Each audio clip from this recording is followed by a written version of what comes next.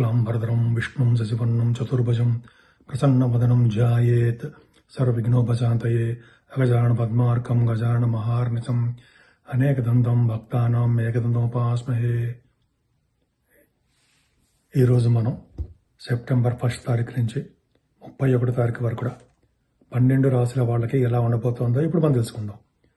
ముందుగా మీ జాతకాలు తెలుసుకోవాలనుకుంటే మీ కింద స్క్రోల్ అవుతున్నటువంటి లేదా 7075389589కి ఫోన్ చేస్తే నేను వాటి వాదనాలు అది ఆస్ట్రాలజీ మీకు నేను అన్నీ చెప్తాను, జాతకం మొత్తం చెప్తాను.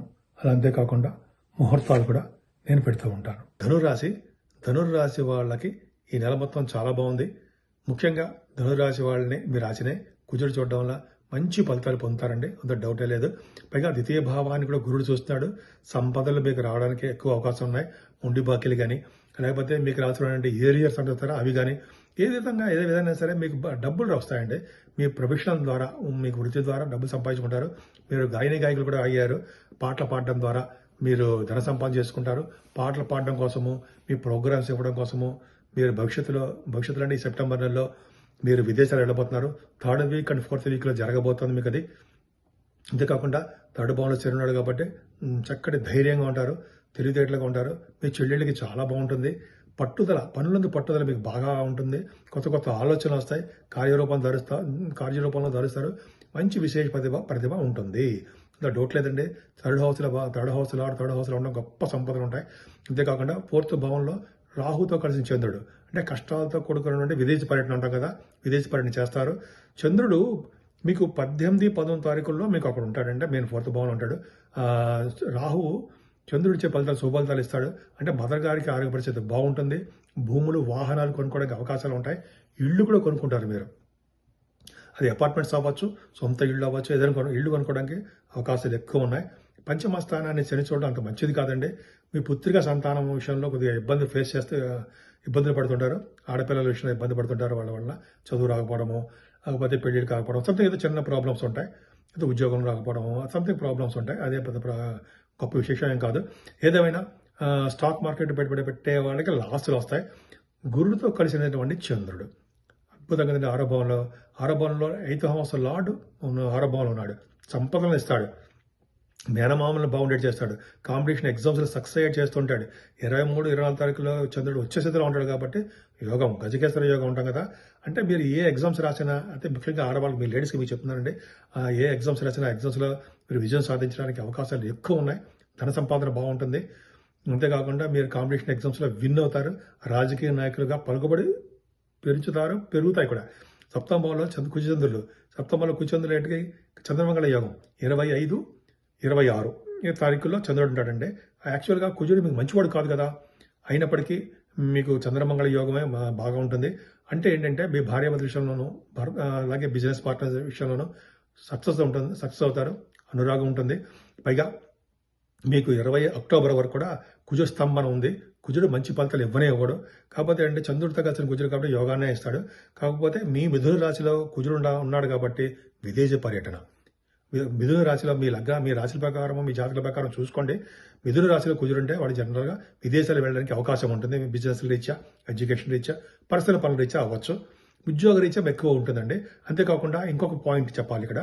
4th భావంలో రాహు కూడా చెప్పాను, విదేశీ పర్యటన. 7వ భావంలో కుజుడు, విదేశీ పర్యటన. అలాగే 7వ దశమంలో ఉన్నాడు కదా, విదేశీ పర్యటన. బుధుడు 24 తారీఖు నుంచి వస్తున్నాడు.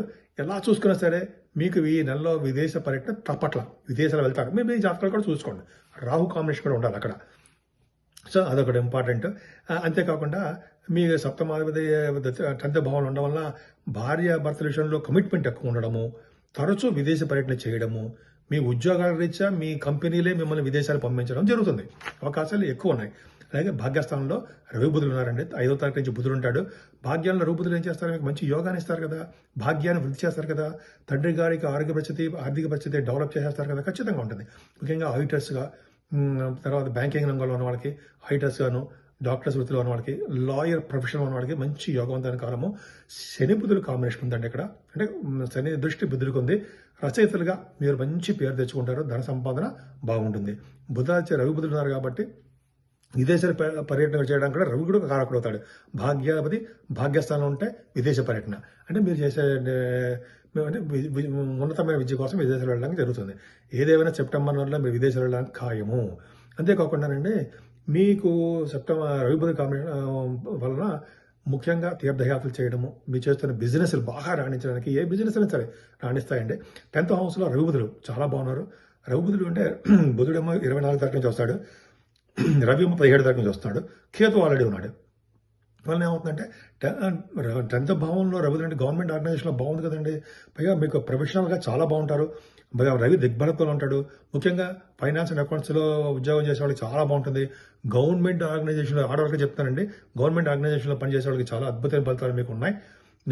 ఆల్రెడీ ఉద్యోగం చేస్తున్న వాళ్ళకి, సాఫ్ట్వేర్ రంగ ఉద్యోగస్తులకి బాగా ఉద్యోగాల్లో డెవలప్మెంట్స్ ఉంటాయి. మీరు ఏ రంగంలో చేసినా ఆ రంగంలో మంచి వృద్ధి కలుగుతూ ఉంటుంది. ప్రమోషన్స్ వస్తాయి, ధన సంపాదన ఉంటుంది, విదేశాలు వెళ్తారు.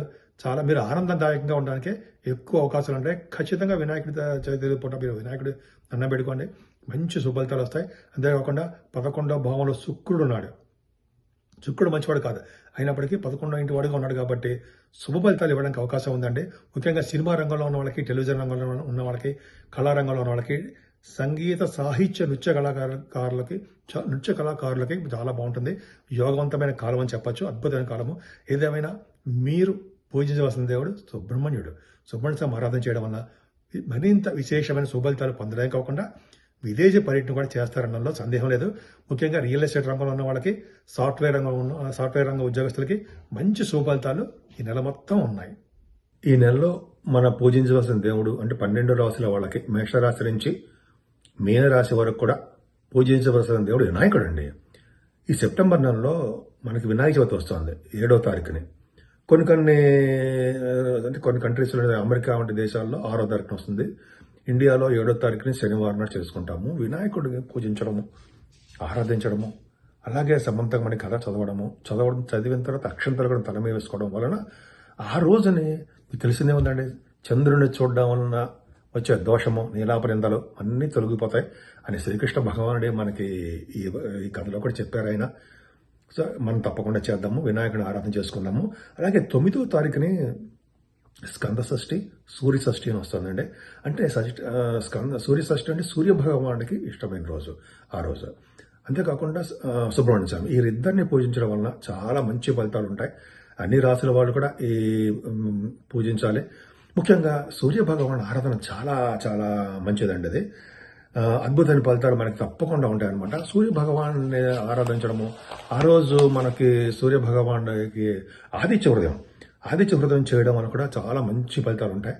ఆదిత్య హృదయం సూర్య భగవానుడు నమస్కార పీరియడ్ కదండి, ఆయన నమస్కారం చేయడం వల్ల మంచి ఫలితాలు ఉంటాయి. అంతేకాకుండా చక్కటి ఆరోగ్యాన్ని, ఐశ్వర్యాన్ని ప్రసాదించేవాడు సూర్య భగవానుడు మాత్రమే అంటే సూర్య భగవానుడు ఇస్తాడండి.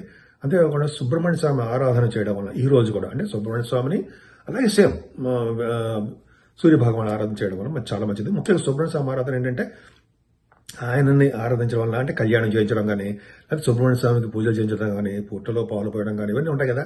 అలా చేయడం వల్ల పెళ్లి కాని వాళ్ళకి పెళ్లి అవ్వడము, సంతాన భాగ్యం కలగడము, భార్యాభర్తల యొక్క అనురాగం పెరగడం మీకు తెలియదే ఉందండి. సుబ్రహ్మణ్య స్వామి ఆరాధన చేసి ఎంతో అద్భుతమైన ఫలితాలు ఉంటాయని ఒకే రోజు రావడం సూర్య భగవానుడిది, అలాగే మన సుబ్రహ్మణ్య స్వామి షష్ఠి రావడం చాలా అద్భుతం అండి. ఈ రోజు వీలుంటే ఉపవాసం ఉండండి. ఉపవాసం అంటే పొద్దున టిఫిన్ చేయొచ్చు, భోజనం చేయొచ్చు, రాత్రికి మాత్రం భోజనం చేయకుండా పిండి పులిహారం ఏదో చేసి తింటే చాలా మంచి ఫలితాలు వస్తాయి. వినాయకుడి ఆరాధన చాలా అద్భుతమైన ఫలితాలు ఉంటాయి. సూర్య షష్ఠి, స్కంద షష్ఠి అద్భుతమైన ఫలితాలు. అలాగే ఈ నెల 18వ తారీఖున అంటే మహాలయ పక్షాలు వస్తున్నాయి. మహాలయ పక్షాలు చాలా పవర్ఫుల్ కదా. అంటే పితృదేవతల్ని మనకి చాలా సంతృప్తి పరిచే రోజు అనమాట. మనం అంటే అందరూ కాదండి, తల్లిదండ్రులు లేని వాళ్ళు చేస్తారు ఇదంతా కూడా. పిండ ప్రదానం చేయడము, అలాగే దానాలు చేయడము. ఈ రోజు అంటే 15 రోజులు ఉంటుంది ఈ మహాలయ పక్షాలని. అలా చేయడం వల్ల ఏమవుతుందంటే పితృదేవత సంతోషిస్తారు. ఈ సంతోషించడం వల్ల ఏమవుతుందంటే మనకి వంశం వృద్ధి అవుతుందండి. గోత్రం వృద్ధి అవ్వడము, వంశ వృద్ధి అవ్వడం ఉంటాం కదా, ఈ వృద్ధి అవుతుంటుంది. దానాలు, పండితులకి దానాలు ఇవ్వడము, బట్టలు సమర్పించడం వల్ల అద్భుతమైన ఫలితాలు ఉంటాయండి. అందుకని చూడండి, ఈ నెల మొత్తం కూడా మన పెద్దల్ని ఆరాధించాలని చెప్పి నెల మొత్తం కూడా పెట్టారు. అందుకని పెళ్లిళ్ళు అవి చెయ్యం కదా, కార్యక్రమాలు శుభకార్యాలు చెయ్యం నెల మొత్తం కూడా. కాబట్టి మనం ఈ మహాలయ పక్షాల్లో పితృదేవతలను పూజించి తర్పణాలు, దానాలు, పిండ ప్రదానాలు ఉంటాయి కదా. తల్లిదండ్రులు లేని వాళ్ళు నేను చెప్పేది ఎవరో ఒకరు ఉన్న వాళ్ళకి చేస్తే మంచిది. మరీ ముఖ్యంగా అంటే వినాయకుడిని, సుబ్రహ్మణ్య స్వామిని, సూర్య భగవాన్ని ఆరాధన చేయడం వల్ల ఈ 12 రాశి వాళ్ళకి ఎవరైనా చేయొచ్చండి. చేయడం వల్ల అద్భుతం ఫలితాలు, మంచి ఫలితాలు, శుభ ఫలితాలు వస్తాయి. చక్కటి ఆరోగ్యవంతంగాను, ఐశ్వర్యవంతంగాను, ఎటువంటి కోర్టు కేసులు కానీ ఎటువంటి ప్రాబ్లమ్స్ లేకుండా మనశ్శాంతిగా ఆనందోత్సవాలతో ఆనందంగా ఉండేట్టుగా మీరు ఉండాలని ఆ సూర్య భగవాన్ని నేను మనస్ఫూర్తిగా కోరుకుంటున్నాను.